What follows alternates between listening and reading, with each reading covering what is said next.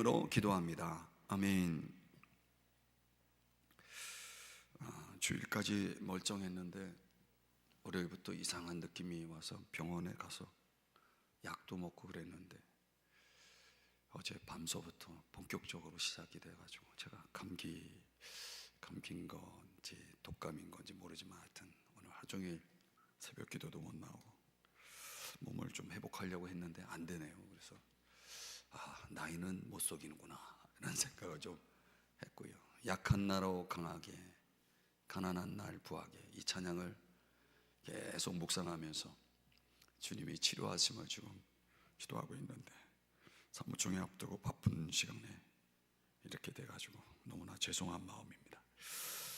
자, 오늘 우리가 좀 목소리가 걸걸해도 용서하시고 들으시기를 바랍니다. 민수기 이제 17장의 내용을 살펴보는데, 하나님이 이스라엘 백성의 그 원망, 불평의 문제를 다루시면서 징계로 다루셨는데, 이게 이렇게 한번 혼나면 좀 제대로 돌아와야 되는데 이 백성들이 그렇게 하지를 않습니다. 문제가 해결이 되질 않아요. 끊임없이 이 범하는 죄 중에 하나가 불평하고 원망하는 거. 이게 이제 이스라엘 백성들의 모습이죠. 오늘날 저와 여러분도 마찬가지입니다. 우리가 피해야 할 죄 가운데 하나가 바로 이 원망, 불평하는 죄입니다. 고린도전서 10장 10절 말씀을 보면은 보여주세요. 원망하지 말라 그랬습니다. 그러니까 누구의 예를 드냐면 이스라엘 백성들의 예를 들면서 원망하지 말라. 왜 하지 말라는 겁니까? 이스라엘 백성들이 그 원망으로 멸망을 했다는 거예요. 그걸 교훈 삼아서 그렇게 하지 말라는 거예요. 사도 바울도 빌립보서에서 그렇게 말하죠. 원망과 시비가 없이 하라. 어떤 일을 해도 원망하지 말라, 그렇게 말하는 거죠. 그러니까 이 불평, 원망이라는 것은 성경은 죄라고 말하는 거예요. 그냥 어떤 환경에 의해서 어쩔 수 없는 그런 우리 인간적인 감정이 아니라, 반응이 아니라 그 죄다, 이렇게 말하는 거죠. 왜 그것이 죄인가? 이걸 깊이 들여다보면 우리가 원망하고 불평할 때 우리 마음 속에 뭐가 들어와 있는 거냐면 불신앙이라는 것이 들어와 있다는 거예요. 이걸 여러분이 깊이 깨달아야 됩니다. 그게 왜 불신앙이냐? 결국은 우리의 삶에 주어지는 것들에 대해서 우리가 감사하지 못하는 거잖아요. 감사하지 못하는 마음이잖아요. 그러면 지금 우리들의 삶은 누구의 손에 있는 겁니까? 그 주권자이신 하나님의 손에 있는 거 아니겠습니까? 그 하나님의 손에 있는 그 우리의 모든 환경들을 우리가 감사하지 않는다면, 원망하고 불평한다면 궁극적으로 누굴 향하고 있는 거냐면 그게 사실상 사람이 아니라 하나님이에요. 그 하나님에 대한 불신을 드러내고 있는 것입니다.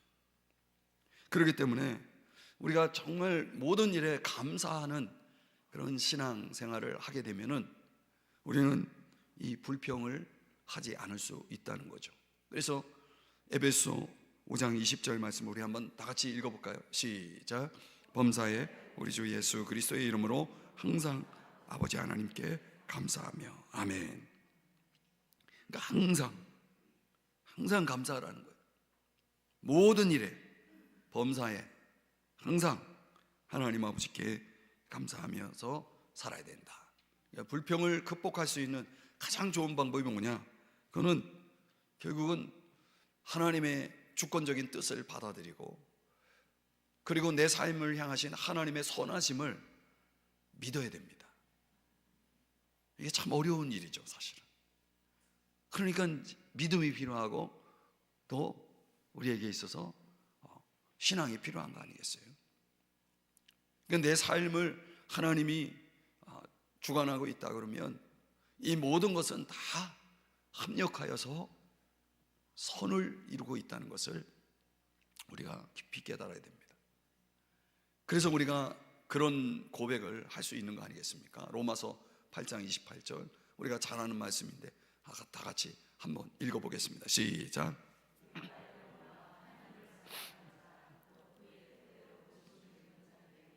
모든 것이 합력하여 선을 이루느니라. 이 믿음 없이는 이걸 고백할 수가 없는 거죠. 이게 어떻게 선이냐?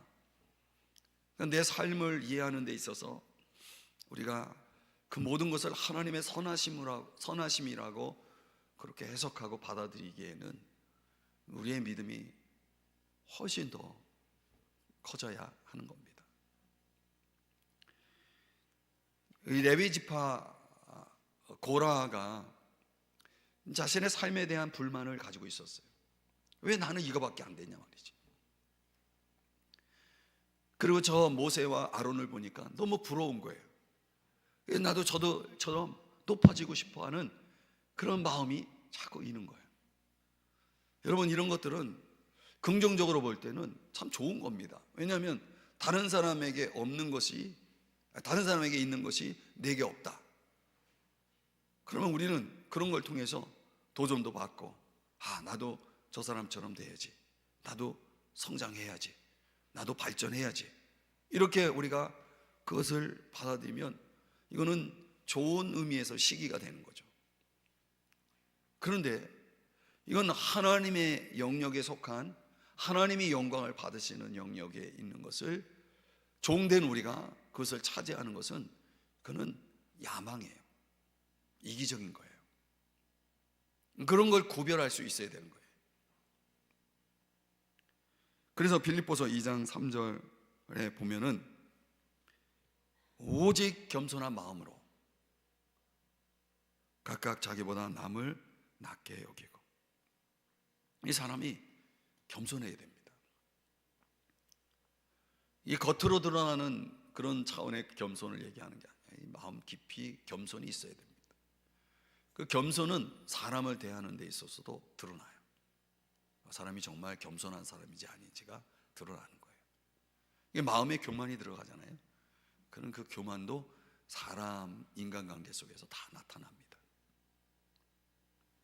이기적인 야망이라는 것은 파멸을 가져오는 것이다. 그러니까 오늘 우리가 그걸 깨달아야 됩니다. 갈라디아서 5장 19절 이하 21절에 보면 결국은 이런 일들은, 여기 육체의 일을 제가 자막을 통해서 보여드리는데 여러분들이 다 아시는 내용입니다. 이런 분쟁이나 시기나 분냄이나 당짓는 거, 분열, 이단, 투기, 이런 것들은 파멸의 일들이다. 하나님 나라의 유업으로 받지 못하는 그런 일들이다 라고 말하고 있는 것입니다. 자, 연장선에서 오늘 우리가 이제 서론을 말씀드리면서 오늘 민수기 17장을 통해서 우리가 깊이 깨달을 것은 뭐냐면, 하나님이 선택한 사람들이 누구냐라고 하는 것을, 물론 거기에는 나도 포함될 수 있겠죠. 하나님의 선택 속에 있는 사람들, 하나님의 선택의 그 근거들, 거기다가 하나님이 세우신 권위에 대한 도전이 어떤 결말을 맞이하게 되는지, 이런 것들을 다시 한번 지난주 민수기 16장의 연장선에서 함께 살펴보았으면 좋겠습니다. 오늘 우리가 본문 속에서 배울 교훈은 첫 번째로 이제 시험의 준비입니다. 하나님이 하시는 일인데요, 3절 4절의 말씀 우리 한번 같이 성경을 읽어보겠습니다. 시작. 레위의 지팡이에는 아론의 이름을 쓰라. 이는 그들의 조상의 가문의 각 수령이 지팡이 하나씩 있어야 할 것임이니라. 그 지팡이를 회막 안에서 내가 너희와 만나는 곳인 증거궤 앞에 두라. 자, 우리가 읽은 대로 각 지파 지휘관들의 그 이름이 적힌 12개의 지팡이, 그리고 또 아론의 지팡이가 이제 성막 앞에 이제 두게 됩니다. 증거궤 앞에 두라라고 그랬으니까 이거는 성막 안에 두는 거죠. 그렇죠? 증거궤가 어디 있습니까? 지성소에 있죠. 그 앞에 두라는 겁니다. 왜 이런 방법을 사용하셨느냐? 5절 말씀을 한번 또 읽어보겠습니다. 시작. 내가 택한 자의 지팡이에는 싹이 나리니 이것으로 이스라엘 자손이 너희에게 대하여 원망하는 말을. 네, 바로 이거예요. 그러니까 하나님의 선택하심에 대해서 분명히 알게 할 뿐만 아니라 백성들로 하여금 원망을 그치게 하기 위해서 이 방법을 지금 사용한 것입니다. 하나님이 왜 이렇게 지금 바쁘게 움직이고 있습니까?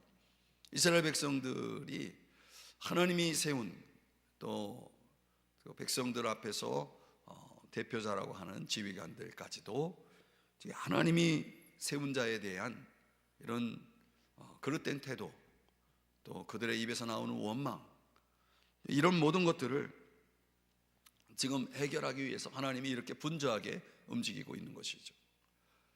이 원망이라는 것은 어느 누구도 예외가 아니라는 거예요. 그러니까 모든 백성의 대표인 지휘관들이 지금 이 하나님의 시험에 포함된 걸 보면 더욱이 이들이 더 이 원망하는 일에 앞장섰다는 것을 알 수가 있어요. 이게 대개는요, 리더십 그룹이 더 원망을 많이 합니다. 아십니까? 원망이라는 것은 인간의 아주 보편적인 죄라는 사실을 오늘 여기서 가르쳐 주는 거죠. 누구도 예외가 없어요. 오늘 우리가 살아가면서 이 하나님의 권위에 대한, 하나님의 그 주권에 대한 이런 내면의 불만들이 이런 다양한 양상으로 드러나는 소위 원망이라는 죄를 범하게 하는 거죠. 사랑하는 여러분, 오늘 우리가 이 수요예배 드리면서 여러분들이 다시 한번 마음에 결심하세요. 절대 불평하지 말자. 절대 원망하지 말자. 그리고 불평할 일, 원망할 일이 있거든 어떻게 해야 됩니까? 하나님께 맡겨야 돼요. 그리고 하나님 앞에 기도하셔야 됩니다.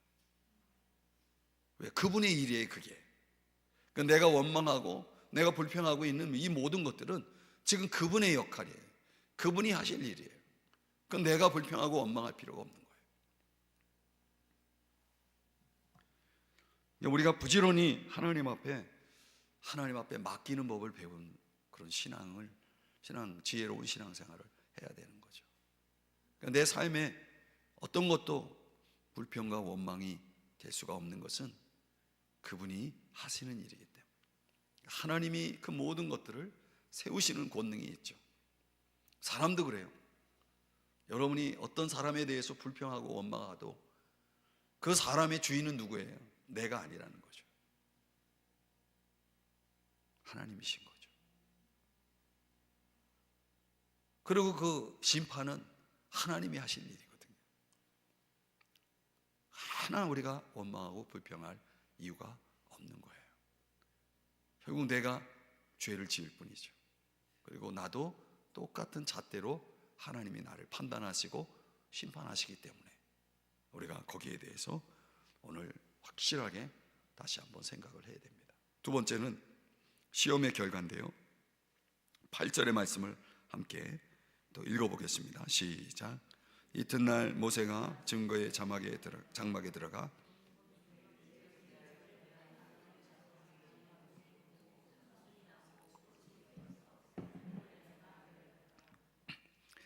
자, 여기 8절에 보니까 이튿날 모세가 들어가 보니까 아론의 지팡이 그 하나에만 뭐가 생긴 겁니까? 오미 돋고 순이 나고 꽃이 피어서 살구 열매가 열렸더라. 이건 누가 하신 일입니까? 하나님이 하신 일이죠. 지팡이는 죽은 나무잖아요. 그 죽은 나무에서 꽃이 피고 열매가 맺혔다. 죽은 걸 살릴 수 있는 것은 하나님밖에 못 하잖아요. 그렇죠? 우리 집에 이제 여러 가지 화분을 누가 주셔서 이렇게 하다 보면 다 죽어요. 그럼 또 어떤 권사님이 어떤 분한테 드리면 그걸 또 살려요. 이 죽은 걸 살린다라고 할 때 그걸 하시는 분들이 있더라고요. 근데 이거는 그렇게 할 수 없는 나무잖아요. 지팡이잖아요. 하나님이 세우신 종들의 정당성을 인정해 주는 차원에서 어떻게 하셨냐면 오로지 하나님의 능력으로 죽은 지팡이에서 꽃이 피고 열매가 맺혔다라고 하는 것입니다. 정말 하나님이 인정하는 영적 지도자는요, 두 가지 특징이 나타나는 거예요. 생명력이 있고 열매가 있어요. 우리가 하나님 안에서 정말 하나님이 인정하는 그런 올바른 지도자로서 살아갈 때에 그때 하나님이 그 생명의 역사가 나타나요. 죽은 자가 살아나고 열매가 맺혀지고 그런 일이 일어나는 거죠. 그걸 이제 하나님이 그런 차원에서 권위를 부여하시는 거죠. 그래서 우리 이제 저도 그런 훈련을 받았지만 젊은 사역자들한테 그런 얘기를 해요. 내가 열심히 사역을 하는데 생명의 역사가 나타나요. 죽은 자가 살아나는 역사가 나타나고 열매가 있어야 된다. 열매가 있어야 된다. 열매가 있어야 된다. 그 열매가 있음이 뭐예요? 결국 내가 하나님이 선택한 종이라는 것을 보여주는 거다. 이런 말씀을 하는 거죠. 아론의 지팡이는 죽은 나무였다고 그랬잖아요. 근데 하나님이 살리셨어요. 누가 생각납니까? 죽었는데 살아난 친구, 예수 그리스도 아닙니까? 예수 그리스도. 로마서 1장 4절에 보니까 죽은 자들 가운데서 부활하사 능력으로 하나님의 아들로 선포되셨으니, 선포됐다는 건 인정받으셨다라는 그런 뜻이거든요. 예수님이 하나님의 아들인 걸 뭘로 증명해 보이셨냐면 죽은 자들 가운데서 살아나셨다, 부활하셨다라는 거예요. 그 부활이 예수님이 하나님의 아들인 것을 증명하는 거예요. 또 그 죽은 자가 다시 살아나는 이 역사 속에 히브리서 4장 14절에서는 뭐라고 말씀하냐면 우리에게 큰 대제사장이 계시니 승천하시니, 그분이 승천하셨죠. 그분이 승천하셨다는 것은 뭐예요? 하나님의 아들 예수이심을 보여준 거예요. 부활하셨을 뿐만 아니라 승천하신 거죠. 그분이 저 하늘에 큰 대제사장으로 계시는 것입니다. 그러니까 죽은 지팡이가 열매를 맺게 된 것은 생명의 기적입니다. 생명의 기적. 그래서 오늘 보면 8절에 보면 무슨 열매가 맺어지냐면 살구 열매 그랬죠. 여러분 성경이면 이제 거기다 밑줄을 딱 치시고 샤케드라고 하는 단어를 거기다 적어놓습니다. 샤케드라고 하는 뜻이 무슨 뜻이냐면 깨어나다 이런 뜻이에요. 깨우는 나무. 더 의미적으로 보면 가장 먼저 피는 열매 이런 뜻이거든요. 가장 먼저 피는 열매가 뭐예요? 첫 열매죠. 그 첫 열매를 나타내신 분이 누굽니까? 예수 그리스도 아닙니까? 부활의 첫 열매가 되신 예수 그리스도. 그러니까 상징적으로 보면은 이 아론의 지팡이에 열매가, 살구 열매가 맺힌 것은 이건 예수 그리스도를 보여준다는 것이죠. 그러니까 예수 그리스도는 우리의 대제사장 아닙니까? 대제사장, 그렇죠? 대제사장이 하시는 일이 뭡니까? 제가 지금 계속 설명했죠. 대제사장이 하시는 일이 뭡니까? 죽은 나무를 살리는 거예요. 열매를 맺는 거예요. 죽은 자를 살리는 게 대제사장 역할이에요. 오늘날 이런 역할을 하는 자가 누굽니까? 누가 이런 역할을 해요? 죽은 자를 살리는 일을 누가 해요? 예수님 말고.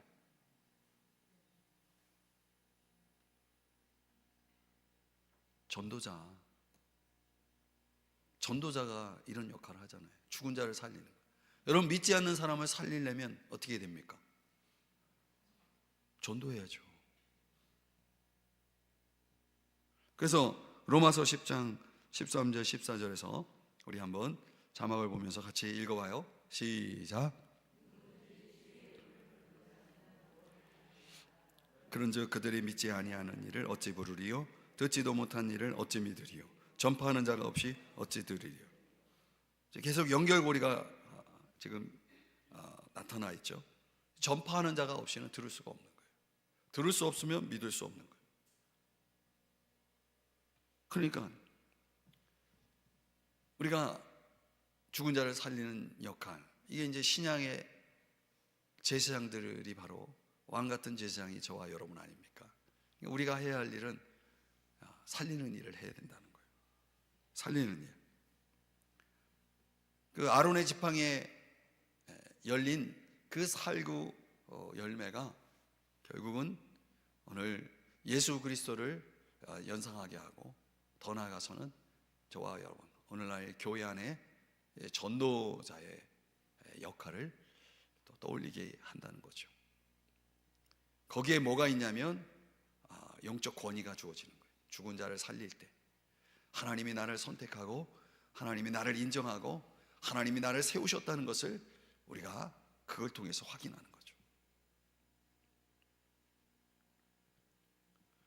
여러분, 이제 뭐 한 해 다 갔지만 이 한 해 우리가 잘 마무리하는 방법은 뭡니까? 죽은 자를 살리는 거예요. 그래서 여러분들이 추수감사절 때 태신자로 올린 그 귀한 영혼들 이름을 불러가면서 제가 열심히 기도하고 있는데, 그 적어놓고도 기도 안 하시는 분 계신 것 같아요. 그냥 이철희 목사님 기도하시니까 나는 안 해도 된다. 그러면 안 됩니다. 여러분이 멀리 떨어져 있는 가족들 이름도 많이 올라와 있더라고요. 자, 그 이름을 다 불러가면서 하나님 앞에 간절히 기도하고 있습니다. 우리가 가지 못하니까 근처에 있는 교회에서 다 막 가고 주변에 친구들이 막 가고 해서 전해서 들어서 믿어서 그 주의 이름을 불어서 구원받게 해달라고 이렇게 기도하고 있는 거예요. 그럼 그 일을 하시기를 주의 이름 축복합니다. 가든지 기도하든지 둘 중에 하나 하세요. 그럼 다 가지는 않고 기도만 하려고 그렇게 하시지 말고. 자, 세 번째, 오늘 우리가 본문에서 시험의 반응을 좀 한번 봐야 되는데요. 자, 12절 13절 말씀, 이제 마지막 부분인데, 이제 백성들이 모세에게 뭐라고 말하는지 보세요. 보소서, 우리는 죽게 되었나이다. 망하게 되었나이다. 다 망하게 되었나이다. 지금 아론의 쌍난 지팡이는 하나님의 주권적인 은혜로 거기에 열매가 맺혀진 그 이유가 뭡니까? 백성들을 어떻게 하려고? 죽이려고 하는 겁니까? 하나님이 지금 아론의 지팡이에 열매를 맺게 하신 것이 백성들을 죽이려고 한 겁니까? 살리려고 한 겁니까? 살리려고 한 거거든요.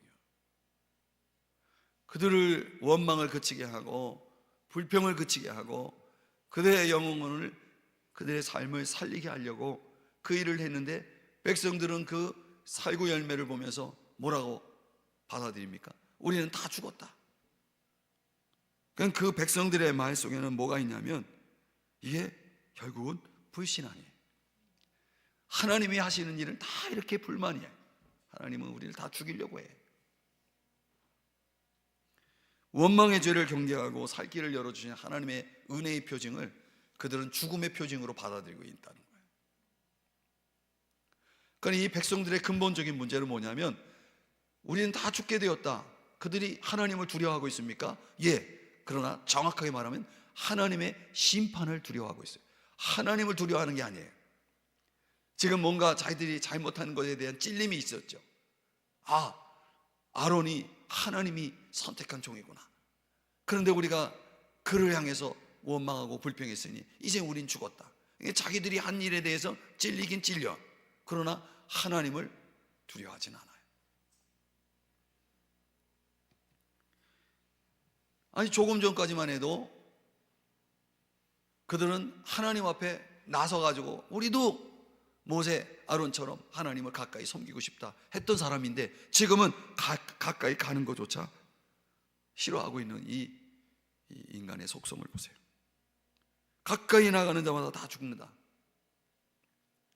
그러니까 인간은요, 하루하루가 다른 거예요. 그 속성이. 인간은 믿을 게 못 됩니다. 어제와 오늘이 다른 거예요.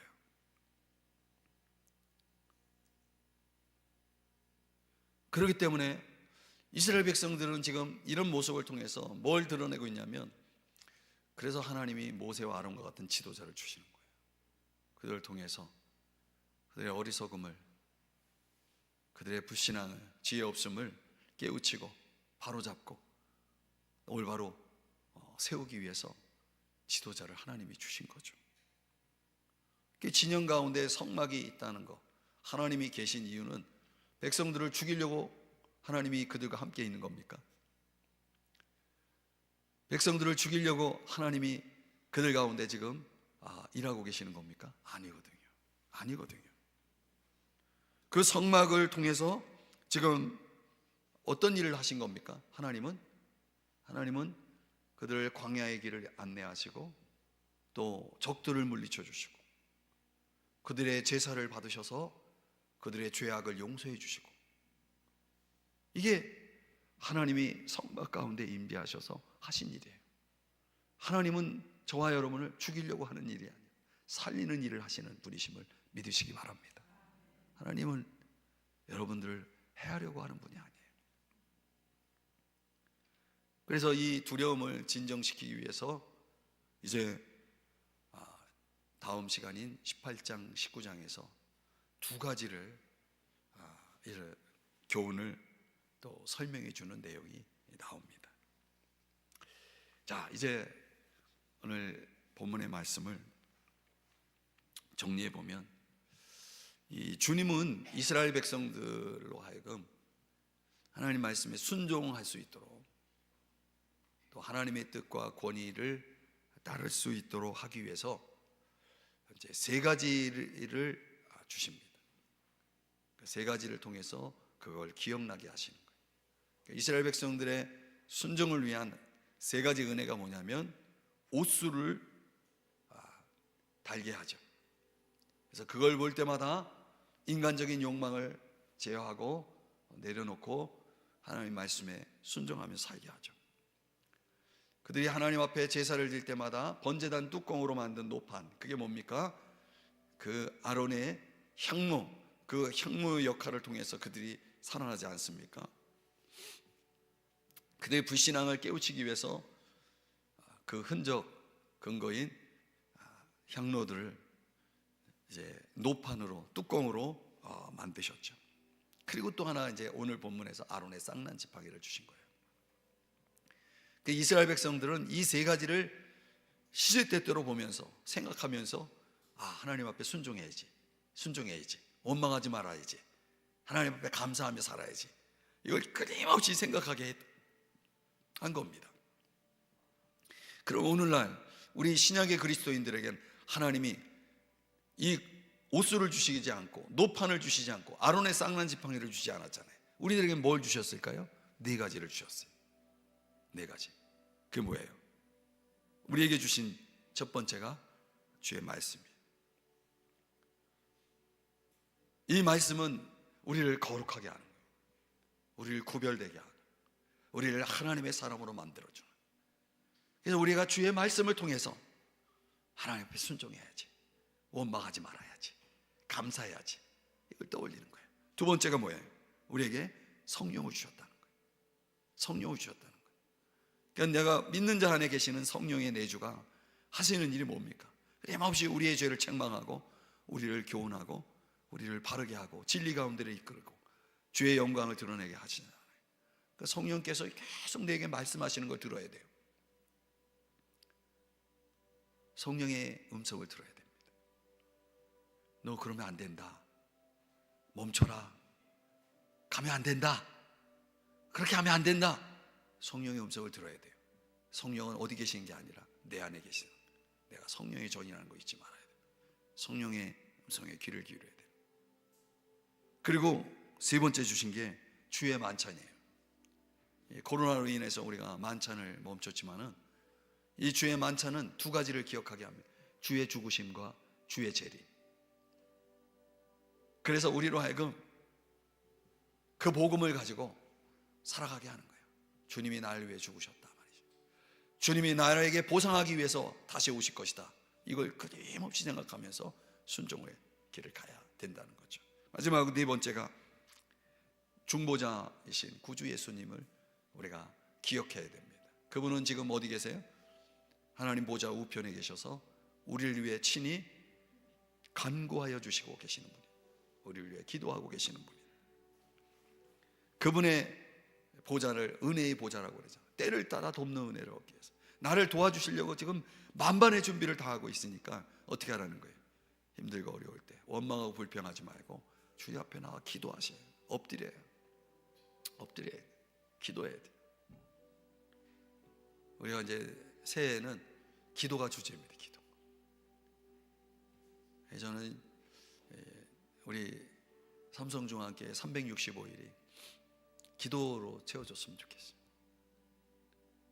이 엎드림이 얼마나 중요한지 여러분들이 한번 한 해 동안 경험하실 겁니다. 오늘 우리가 아론의 쌍난 지팡이의 교훈을 통해서 내가 정신을 바짝 차리고 정말 순종의 길을 가야 되고 내 마음을 항상 점검하고 혹이나 내가 입으로 표현하지 않아도 내 마음속에 불평이 원망이 다 있거든. 그거 빨리 지워야 돼요. 버려야 돼요. 말씀으로, 성령으로, 주의 만찬, 죽으심, 재림으로, 그리고 중보하시는 예수 그리스도를 생각하면서 순종의 길을 걸어가시는 여러분 되시기를 주의 이름 축복합니다. 끝났어요. 설교를 일찍 끝내니까 좋네요. 자, 오늘 이 시간에 우리 잠깐 기도하겠습니다. 하나님 앞에 기도하면서 여러분 마음속에 사람을 향해, 하나님을 향해 원망과 불평이 있었거든. 이 시간에 다 회개하세요. 하나님은 우리를 죽이시는 분이 아니라 살리시는 분입니다. 하나님의 뜻이 있습니다. 하나님의 섭리가 있습니다. 하나님께 맡기세요.